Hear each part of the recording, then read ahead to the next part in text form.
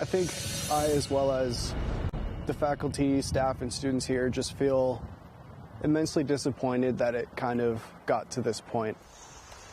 Frustrations, as you heard there, boiling over. North Idaho College, one of the region's premier community colleges, but its future is in jeopardy as NIC's accreditation is at risk of being revoked. Good evening, I'm Sean Nelson. And I'm Stephanie Vigil. NIC's problems aren't new. They've been ongoing for more than a year now. Not new, but now they are urgent. Last week, as we reported to you, the college received what's called a show cause letter, giving them a deadline, March 13th, to explain why accreditation should not be terminated. In the last year, NIC's terminated 2 presidents. They're still paying one of them. They hired a wrestling coach to be an interim president. He was ultimately put on leave and then he resigned. There were 3 lawsuits filed. 2 of them are still active and enrollment is down for the school. And now students there are fed up. Nonstop Local's John Webb talked with several of them today. John. Yeah, good evening, guys. Students are simply frustrated with the college's response to this accreditation drama. I spoke with 2 student government representatives today who say they feel like their voices are not being heard.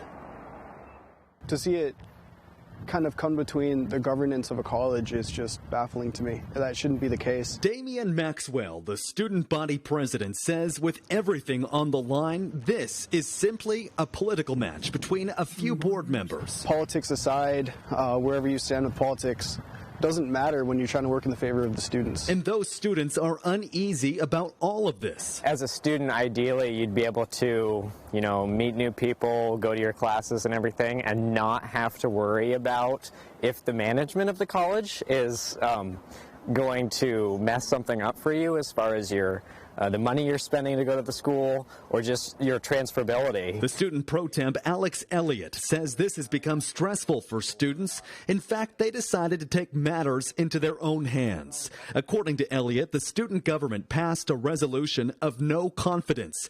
It was sent to the Board of Trustees. A part of that resolution was to reinstate the former NIC president.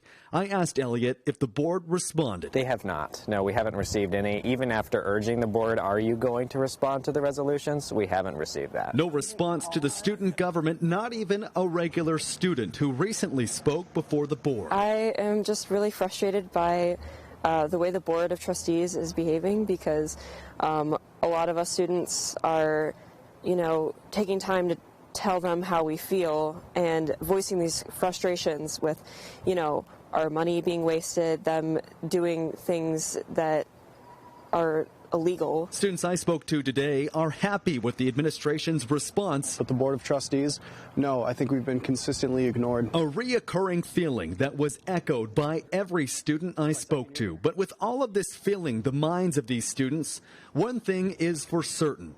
These students truly do care about their college. School is really important to me. I really love going here, and I want to stay here as long as I can. But if we lose our accreditation, we're done. And again, the school has until March 13th to respond to that show cause letter. Otherwise, they could be in some big trouble. We're live in Coeur d'Alene tonight. John Webb, Nonstop Local.